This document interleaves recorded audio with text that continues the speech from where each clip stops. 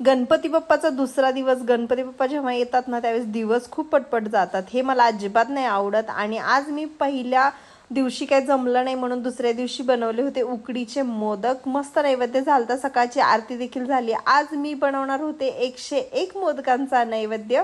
म्हणजे मला वेगवेगळ्या प्रकारचे मोदक बनवायचे आहेत. आणि ह्यावेळेस ना मला काही जमलं नाही फ्रेश फुलं वगैरे जास्त आणायचं.